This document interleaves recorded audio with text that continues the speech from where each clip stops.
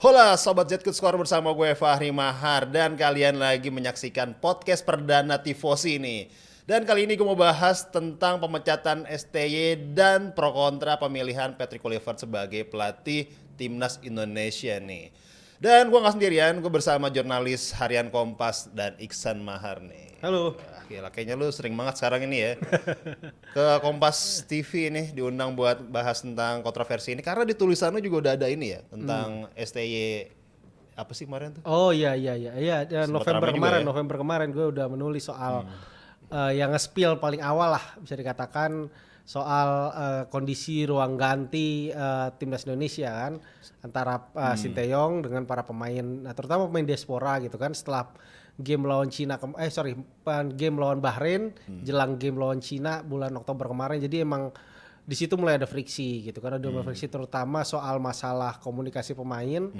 Jadi karena kita tahu Sinteyong membutuhkan penerjemah, ada Shin Sang-gyu pelatih fisik timnas itu yang jadi penerjemah yang ibaratnya menjadi kepanjangan pesan lah antara Sinteyong menggunakan bahasa Korea dengan para pemain yang menggunakan mayoritas berbahasa Inggris gitu kan, terutama pemain diaspora, utamanya misalkan kayak Kapten J.I.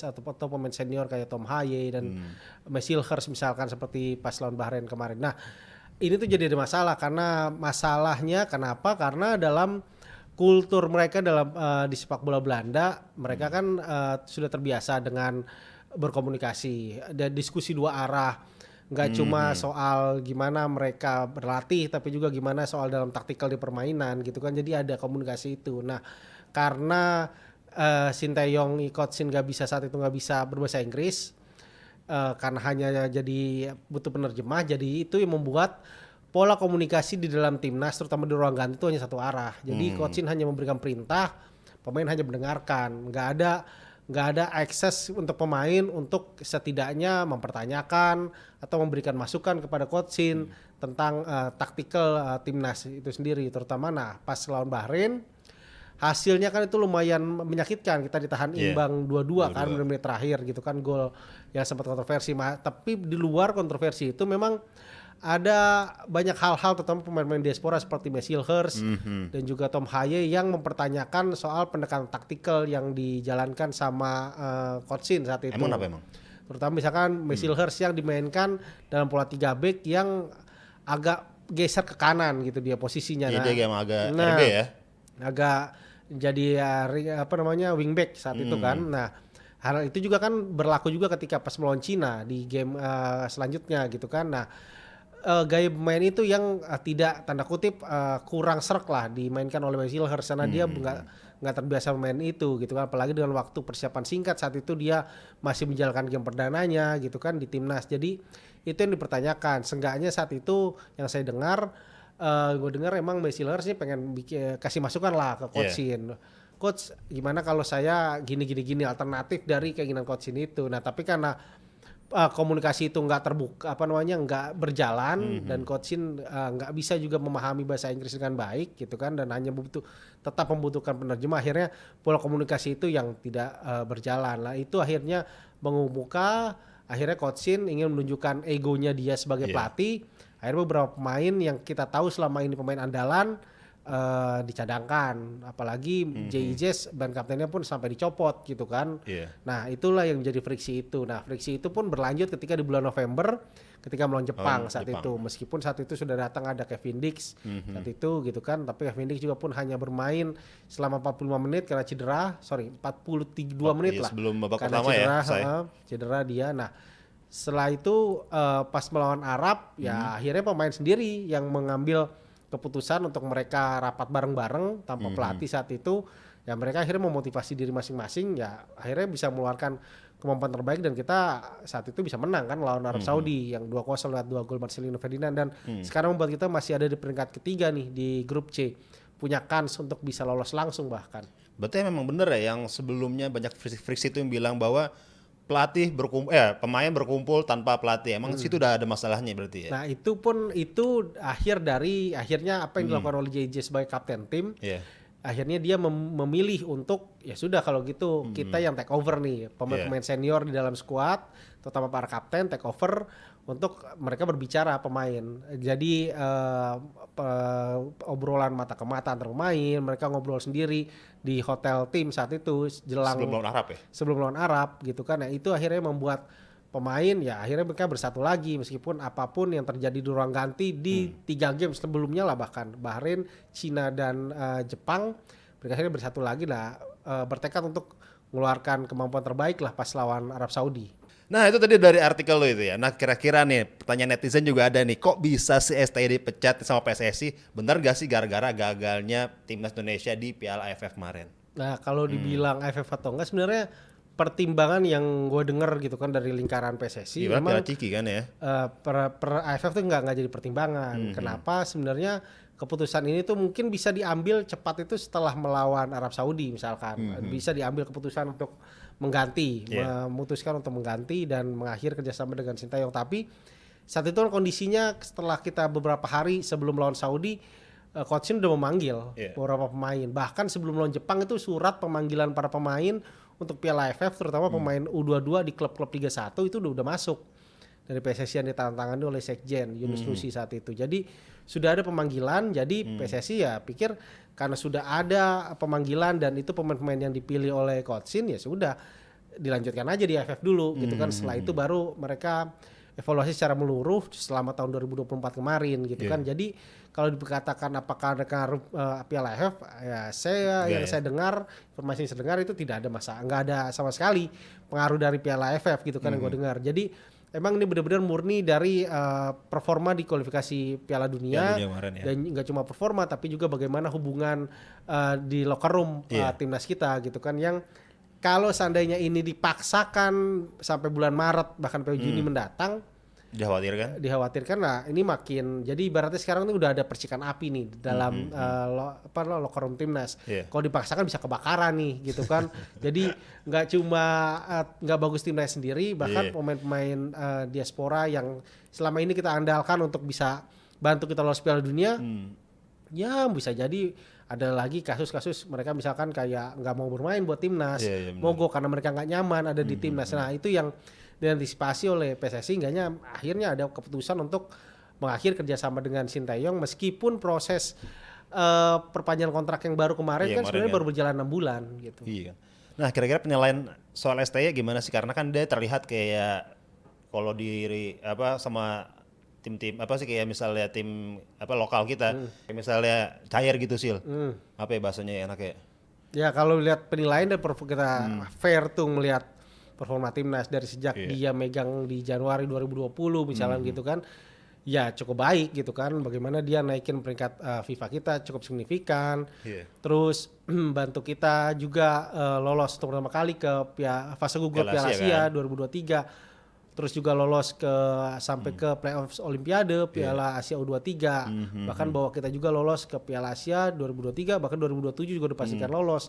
Nah cukup positif sebenarnya kalau misalkan di range antara 1 sampai 10 gue menilai performa Coach Shin bersama timnas Indonesia 8 gitu kan. Kita harus adil menilai itu gitu kan. Tapi apa yang terjadi dalam sepak bola, apa yang terjadi di lapangan tidak bisa itu hanya serta-merta menjadi penilaian gitu kan. Misalkan kita ambillah contoh misalkan kayak Julian Nagelsmann musim lalu di Bayern Munchen, betapa bagusnya Bayern Munchen 2 musim lalu, tiba-tiba di tengah jalan pertengahan musim dipecat karena ya itu tadi ada friksi di dalam locker room yang akhirnya harus diambil oleh manajemen tim, terutama para pemangku kepentingan tim ya, untuk mengambil keputusan antara tanda kutip mengorbankan pelatih atau bahkan pemain ini yang akan semakin buruk nanti kondisinya di dalam tim itu. Jadi dengan kondisi Sintayong sekarang, meskipun emang timnas lagi on the track misalkan dengan targetnya kan Coach Shin ini kan sebenarnya lolos ke putaran keempat kan, dengan ada di peringkat ketiga atau ke peringkat keempat di grup C ini. Tapi dengan sekarang masih di peringkat ketiga, kans kita sebenarnya untuk lolos terutama lolos ke putaran keempat masih sangat besar. Tapi dengan adanya friksi di internal tim dan itu membuat para pemain juga nggak nyaman, terutama pemain-pemain diaspora yang kita tahu kualitasnya itu memang diharapkan untuk membantu kita lolos ke Piala Dunia, capai mimpi ini. ya bisa katakan ya harus diambil keputusan terberat itu. Coach Shin diganti dengan pelatih yang notabene bisa bantu tim, seenggaknya di locker room kita semakin bisa lebih baik. Terus juga secara permainan pun diharapkan juga bisa membantu kita lebih baik, terutama dalam sisi selama ini kita di Coach Shin main dengan 3-4-3, ketika menyerang menjadi 3-2-5, dan kalau bertahan jadi 5-4-1, lebih sering seperti itu, dan taktiknya lebih pragmatis, taktiknya lebih bertahan gitu kan, dan berharap dengan ada kehadiran pelatih baru, kita tahu Patrick Kluivert dari Belanda juga nggak cuma bisa menerapkan filosofi sepak bola Belanda yang mayoritas pemain kita sekarang ada 12 sampai 13 pemain yang emang lahir dan besar di Belanda, tapi juga bisa juga membantu tim ini untuk lebih berkembang, mainnya lebih step up gitu lah, nggak cuma bermain bertahan pragmatisnya seperti kita tahu di era Coach Shin sedang berjalan kurang lebih dalam 3 tahun terakhir, tapi juga bermainnya lebih menyerang dan juga hasilnya juga lebih baik gitu. Nah, kayak sih baik juga nggak cukup ya, karena si STK sempat juga tuh dapat golden visa kan dari Pak Jokowi. Betul. Nah, itu gimana kira-kira Sil? Nah ini juga nih, ini golden visa kalau menurut gue sampai sekarang kan belum nggak dicabut juga, dan nggak ada sinyal bakal dicabut atau berakhir. Ya dengan adanya golden visa ini seharusnya kalau kita bisa mengukur nih setulus apa sih Sinteyong buat sepak bola Indonesia gitu kan. Selama ini kan dia ada di Indonesia karena kita tahu dia digaji oleh PSSI dengan nilai bayaran miliaran rupiah per tahun, itu belum termasuk bonus-bonusnya, itu juga belum termasuk endorsement yang diberikan leluasa oleh federasi untuk dia mengambil jadi bintang iklan gitu kan. Nah ini gimana nih dengan sekarang dia udah jadi pelatih timnas, apakah dia masih mau datang ke Indonesia, bantu pembinaan sepak bola Indonesia, apalagi dia punya ST Foundation kan? Nah itu gimana? Apakah kalau itu dia benar-benar tulus mencintai sepak bola Indonesia, menurut gue ya dia harusnya datang keliling tanah air, keliling Indonesia dari Sabang sampai Merauke untuk bantu pembina sepak bola Indonesia, setidaknya kasih coaching klinik. Hal itu pernah dilakukan dulu oleh pelatih pertama Indonesia asal Belanda yang didatangkan setelah kita merdeka, Will Curver. Will Curver tuh pernah melatih kita medio awal 70-an, 74-75 saat itu. Dia datang ke Indonesia untuk bantu kita saat itu kualifikasi Olimpiade, tapi gagal. Tapi dia saat itu datang dengan nama besar karena sempat di musim ke 73-74 bawa Feyenoord juara Liga Belanda, juara Piala FA saat itu. Nah, meskipun cuma setahun di Indonesia, tapi di akhir tahun 70-an dia sempat datang lagi ke Indonesia untuk melakukan coaching klinik keliling Indonesia, coaching klinik di Jawa, di Bali, di Sulawesi, untuk ngasih coaching klinik dan bantu anak Indonesia juga untuk bisa latihan bola yang baik gitu kan, sesuai dengan apa yang pekerjaan dulu dia dilihat kurangin orang Indonesia di mana, nah itu dia bantu gitu saat itu. Ya semoga aja lah ya STY bisa banyak bantu lah buat sepak bola Indonesia. Nah setelah itu nih, setelah STY dipecat, nah proses penunjukan Kluivert juga nih. Banyak yang bertanya-tanya, kok cepat banget sih penunjukan Kluivert, padahal dia baru 3 hari pemecatan ya? Ya 2 hari lah. 2 hari lah ya kalau nggak salah. Ya. Nah, kok bisa cepat banget gitu? Apakah ini sudah lama dipikirkan oleh Pak Erick Thohir gitu kan? Nah, yang gue tahu emang sebelum gue berangkat ke Qatar untuk Piala Asia 2023 Januari kemarin, emang gue udah mendengar ada beberapa alternatif yang mulai dipikirkan oleh timnya Pak Erick Thohir saat itu di PSSI untuk mencari pelatih pengganti kalau seandainya Coach Shin tidak memenuhi target saat itu. Jadi kan targetnya Coach Shin 2024 kemarin kan lolos Piala Asia fase gugur dan juga lolos sampai semifinal bahkan di Piala Asia U23 2024 di Qatar, semua itu mainnya kan. Kalau itu terpenuhi 2 itu berarti otomatis kontraknya berpanjang sampai 2027. Nah, di tengah itu emang timnya Pak Erick sudah mulai mencari nama-nama gitu kan. Dan kenapa Patrick Kluivert mencuat dan menjadi paling kuat gitu kan? Karena ya saat itu ketika mulai Januari tahun lalu 2024 Patrick Kluivert emang yang bisa dikatakan nama yang cukup bagus, pelatih yang cukup muda, pelatih muda juga yang punya nama meskipun nama besarnya ketika menjadi pemain ya. Itu dia yang nganggur saat itu karena Desember 2023 kan dia mengakhiri kerjasama dengan Adana Demirspor kan. Turki ya. Meskipun ya kita tahu kalau kita melihat dari track recordnya saat itu 8 kemenangan, 8 kemenangan, 6 seri, 6 kalah gitu kan. Tapi Adana saat itu ada di peringkat kelima yang notabene cukup bagus di awal musim, di paruh pertama musim Liga Turki saat itu. Jadi nggak bisa dianggap jelek juga satu performanya, meskipun akhirnya ada 1-2 hal akhirnya membuat dia mundur, dan setelah itu dia tidak ada lagi gitu kan menjadi pelatih, banyak tugas-tugas, justru tugas-tugas ambasador sebagai mantan legendnya Ajax, Barca juga gitu kan, keliling-keliling dia jadi begitu, bahkan membantu juga ke NVB untuk campaign segala macam, terutama kemarin terakhir sampai di Piala Dunia, di Piala Asia juga seperti itu. Jadi emang ini sudah prosesnya menurut gue udah dalam setahun terakhir ini udah gitu lama kan. juga Jadi ya? jadi nggak sehari 2 hari prosesnya. Oke lah, Pak Erik membuka warung istilahnya yang beliau sebut tanggal 25 kemarin di Eropa. Tapi sebenarnya proses itu sudah ada jauh sejak awal tahun kemarin gitu. Berarti sebelum ini ya, naturalisasi banyak banget ya, udah dipikirin itu ya bahwa kita bakalan ganti pelatih nih. Nah iya, jadi udah dipikirin. Jadi meskipun saat itu adalah opsi cadangan, seandainya Coach Sintayong nggak pemenuhi target di Piala Asia Qatar gitu kan.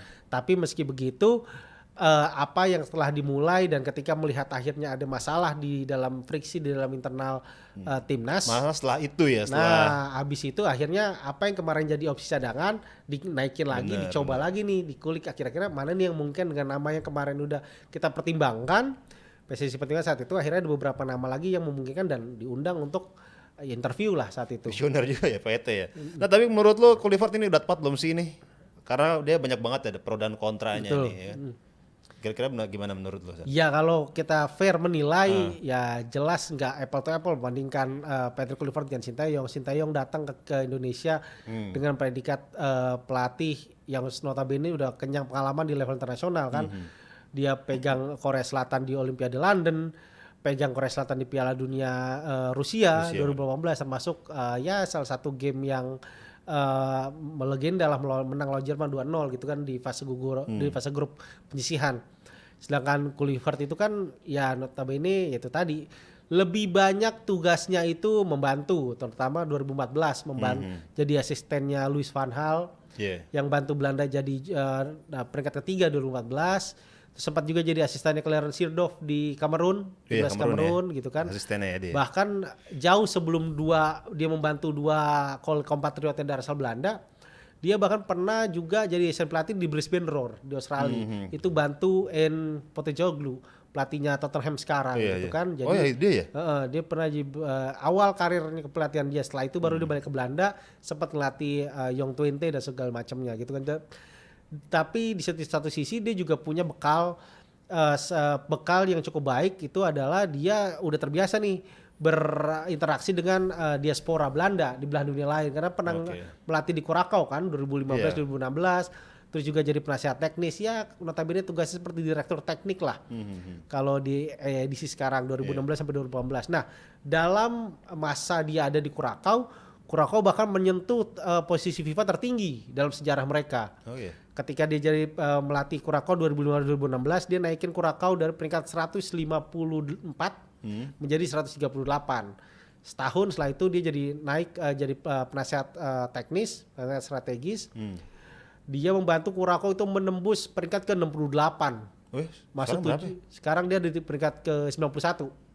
Sempat ke 28 ya itu pada tahun 2017 dan dia kan meninggalkan Curacao 2018. Jadi ada misalnya ada tinta emas yang pernah dibikin oleh Patrick Kluivert bersama Curacao saat itu. Nah karena Curacao kan juga banyak diaspora Belanda yang datang main di Amerika Tengah saat itu kan. Jadi diaspora dan untuk meningkatkan prestasi timnas, dia udah gak asing lah dengan tantangan seperti itu. Makanya ketika Pak Erik men-challenge dia gimana berani untuk lolos Piala Dunia, ya dia kan juga sudah bilang bahwa emang targetnya membantu Indonesia lolos Piala Dunia di 2026 ini tahun depan gitu kan. Jadi nggak ada hal lain dan itu yang ada di dalam pikirannya Kluivert gitu kan. Tambah lagi dia dibantu oleh dua asisten pelatih yang sekarang lagi naik daun nih. Ada Alec Pastor yang bawa Almere City promosi ke Eredivisie, terus juga ada Dani Lanzat. Dani Lanzat menarik nih, darah Maluku yang sempat 2013 ngelamar ke Sriwijaya FC jadi pemain. Bener. Tapi karena Sriwijaya FC nggak punya uang, kemahalan dia nggak jadi. Tapi sekarang akhirnya cinta dia nggak bertepuk sebelah tangan lagi nih. Keinginan dia ke Indonesia akhirnya kejadian lagi kan untuk sebagai asisten pelatihnya Patrick Kluivert. Nah itu dia yang milih asisten pelatih itu si Kluivertnya apa dari si Pak Ete ini timnya? Tetap juga Pak Ete juga karena pelatih kepala dan asisten tuh sama-sama mereka memberikan apa ibaratnya proposal lah dan mereka memberikan rencana kerjanya apa aja kepada Pak Ete. Nah habis itu baru ketemu calon-calonnya. Nah Pak Ete akhirnya setelah yakin sistem pelatihnya si A si B, Alex Pester dan Denny Lanzat, nah dipertemukanlah dengan Patrick Kluivert untuk mereka temukan terus setidaknya chemistry segala macamnya untuk nanti mereka nyatukan visi buat ngelatih Indonesia ini. Nah tapi kan dia si Pak Ete bilang ada 3 ya sebenarnya calonnya kan. Yang pertama Kluivert. Nah lu ada bocoran nggak sih? Tahu gak bocoran deh kira-kira tuh yang 2 lagi tuh siapa sih? Nah ini yang justru gue cuma dengar palingan dari yang pasti cuma clue-nya pelatih Eropa juga gitu kan. Eropa. Cuma bukan dari Belanda ya? Bukan dari Belanda. Jadi 2 lagi non Misalnya Belanda. dibilang balik lagi ke negara asal ya. Oh gitu. Jadi yang 2 lagi yang gua tahu info dikit dari Eropa juga tapi yang non Belanda gitu kan. Jadi emang ada beberapa negara yang dipertimbangkan. Jadi kalau nggak salah itu dari 3 itu dari awalnya dari 15 nama. Iya 15 nama 3 ya mengerucut akhirnya yang mengerucut dari 3 gitu kan. Jadi begitulah. Iya mungkin katanya sih masalah bahasa juga yang dia utamakan. Betul. Kan. Karena melihat STI kan. Nah masalah bahasa satu, yang kedua kenapa Kluivert akhirnya dibutuhkan orang yang secara filosofi bola sama dengan beberapa mayoritas pemain diaspora kita gitu kan. Karena ke Belanda lagi dengan dia formasi utamanya 4-2-3-1 yang kalau menyerang jadi 4-3-3 itu relatif nggak perlu banyak lagi lah berpikir pemain-pemain kita udah pada paham gitu kan. Misalkan gini, salah satu juga hal yang menarik yang itu permainan Sinteyong nggak cocok bagi sebagian besar pemain diaspora kita. Kenapa? Karena gayanya sini ini kan sangat Korea, sangat menuntut fisik, lari terus. Jadi kayak Park Ji-sung lah gitu kan. Terus kita punya pemain yang lebih flamboyan sebenarnya gayanya di tengah. Ada misalnya Tom Haye, Ivar Jenner gitu kan. Bahkan kayak Messilhurst juga seperti itu. Jadi Kevin Dix juga nggak banyak lari, tapi dia tahu gimana nempatin bola di mana, nempatin posisi yang bagus. Kita lari terus ya. Kita lari terus lu. Jadi lu bisa bayangin Andrea Pirlo main di Sinteyong disuruh lari juga nggak bakal jadi main jago. Tapi menurut lu nih dari segi taktik si Kluivert dia bakal main gimana sih nantinya nih? Ya pasti dia akan mencoba dengan filosofinya dia gitu kan, dengan gaya 4-3-3 misalkan. Tapi gua nggak berespektasi hal itu langsung kelihatan pas game lawan Australia nanti. Australia kan apalagi kita nggak pernah menang di Australia, ini tentu tantangan besar bagi Kluivert gitu kan. Tapi setidaknya kita ketemu Australia pertama, kenapa? Karena agak diuntungkan. Kenapa? Karena gaya Australia kan lebih ke Eropa, gaya-gaya Inggris yang relatif Kluivert tuh udah nggak asing lah, karena dia pernah main di Newcastle juga gitu kan. Dia jadi dan pemain-pemainnya postur-posturnya Eropa, jadi nggak terlalu ya bisa cepat lebih memahami lah gitu kan. Tapi gue melihat nanti melawan Australia mungkin akan masih menerapin dulu taktiknya Sinteyong dengan formasi 3-4-3 misalnya seperti itu gitu kan, atau 4-3-3 tapi mainnya lebih pragmatis, nggak langsung seperti total football gitu kan. Ya seperti Louis van Gaal di Piala Dunia kemarin lah. Jadi mereka main lebih pragmatis, nunggu gitu kan. Ketika ada peluang, nah mereka coba dengan transisi cepat gitu kan. Nah setelah itu ketika melawan Bahrain di kandang, lawan Cina juga di kandang yang ditargetkan 6 poin kita dapat menang gitu kan. Meskipun kita tahu kemarin Bahrain habis juara Piala Teluk kan. Oh ya juara ya? Terus Cina juga lumayan bagus dalam beberapa bulan terakhir mainnya. Nah di dua tim ini nih yang bisa mungkin nanti kita bisa berespektasi melihat gaya main timnas Indonesia sesungguhnya di era Patrick Kluivert, setidaknya awalnya dulu nih gitu gaya seperti apa, nanti bisa kelihatan di 2 game itu. Meskipun kita harus pahami juga bahwa Kluivert juga dituntut untuk belajar memahami gaya spekulasi yang beda-beda kan. Dia ketemu pertama kali Australia yang gaya lebih ke Eropa, ketemu Bahrain yang gaya mainnya Timur Tengah, ini kan beda banget kan, lebih fisikal lagi. Terus ketemu tim Cina sama Jepang. Ini Cina Jepang meskipun Timur, secara sama-sama Asia Timur tapi kan gayanya juga beda gitu kan. Cina lebih main fisik, lari segala macam gitu kan. Sedangkan Jepang sekarang udah lebih teknikal mainnya gitu kan. Jadi gaya sepak bola berbeda ini yang harus benar-benar cepat diadaptasi sama Patrick Kluivert. Karena kita tahu Asia bukan Eropa. Jadi bahkan 2 pelatih besar Eropa aja dalam setahun terakhir di Asia, Jurgen Klinsmann di Korea Selatan, Roberto Mancini di Arab Saudi itu gagal total kan, gagal memenuhi target. Jadi dia perlu banyak dalam waktu 2 bulan kurang lebih ini. Pertama tugasnya Kluivert itu harus memahami pemainnya, terutama pemain lokal yang ada di Liga 1 sama pemain kita diaspora yang di Eropa, untuk mencari chemistry pemain-pemain ini. Terus yang kedua dia harus mempelajari nih sepak bola Asia dan para lawan-lawan nanti yang kultur filosofinya tuh jauh berbeda dengan Eropa. Beda dituntutin juga gak sih bisa bahasa Indonesia gak sih? Sejauh STY kan suruh tuh harus bisa gitu kan harus dalam bisa, beberapa betul. tahun gitu kan harus bisa bahasa Indonesia. Kira-kira Clifford ada gak ya klausulnya? Kalau klausul gue rasa sih kayaknya nggak ada sih ya Nggak ada gitu. ya? Nggak ada klausul untuk Nanti bahasa Inggris ya penting bisa. bahasa Inggris bisa gitu kan, bahasa bahasa Belanda Inggris, bahasa kali ya. Belanda bisa gitu kan, karena mayoritas pemain kita kan juga lokal juga udah pernah bisa bahasa Inggris Iya kan. juga sih gitu. daripada Jadi- jago-jago kalau kita lihat apalagi Nah, Skerido, itu Witan dia, segala macam gitu Egy kan, kan. gitu kan, begitulah kurang Nah, lebih. netizen juga pada rame nih bilang timnas Indonesia harus lolos ke Piala Dunia dengan pelatih Patrick Kluivert. Nggak ada lagi tuh namanya proses. Nah, menurut lo gimana tuh? Ya ini nggak fair juga sih ya. Gue melihat ini tidak adil menilai Kluivert langsung lolos ke putaran final di perutan kedua di bawah Jepang gitu kan. Pesaing kita masih ada Australia, masih ada Arab Saudi, Bahrain juga, ada Cina juga gitu kan. Jadi ya kalau bisa gue melihat secara objektif gitu, target setidaknya yang sama dengan Coach Shin kemarin lolos via putaran keempat ya masih bisa lah untuk itu gitu kan. Tapi kalau untuk langsung lolos ke putaran final nanti dengan urutan kedua di grup C di bawah Jepang kayaknya sulit itu. Oke. Nah kira-kira tambahan nggak tentang pemecatan STY dan pemilihan Patrick Kluivert sebagai pelatih timnas Indonesia? Ya yang pasti sih menurut gue ya kita harus sama-sama pure lah mendukung timnas gitu kan, meskipun sekarang udah bukan Coach Shin yang memang dicintai oleh jutaan fans timnas gitu kan. Dan sekarang datang lagi era baru akan dimulai bersama Patrick Kluivert. Kita sebagai pendukung timnas yang hanya menyaksikan pertandingan di lapangan gitu ya udahlah dukung aja gitu kan. Betul. Dan yang tugas kita yang mendukung, jangan ada pecah belah, ada apalagi tekanan yang aneh-aneh gitu kan kepada Patrick Kluivert dan tim pelatih yang baru ini nanti. Jadi kita dukung full support semua. Betul. Karena ya tujuan ke Piala Dunia kan sebenarnya mimpi kita sama-sama gitu kan, bukan cuma mimpi Patrick Kluivert, bukan cuma mimpi Coach Shin kemarin atau cuma mimpi pemain, tapi ya para pemain timnas, Patrick Kluivert sekarang dan tim pelatihnya plus juga jajaran PSSI ditambah juga ya 250 juta warga Indonesia yang juga pengen lihat kita tahun depan main di Piala Dunia.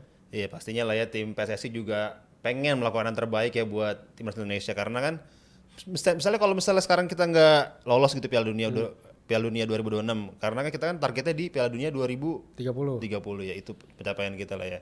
Pastinya buat mencapai ke situ juga nggak mudah kan. Nah, sini tolak ukurnya sekarang ya kan. Betul, tapi ya pasti 2026 lah kita kejar. Ya, semoga lah ya itulah tercepat. Nah, itu dia guys pembahasan gue bersama Iksan Mahar tentang pemilihan Patrick Kluivert dan pemecatan STY. Nah, bagi kalian jangan lupa nih guys di subscribe, di like dan di komen channel YouTube Tifosi Media Vision. Sampai jumpa minggu depan. Bye.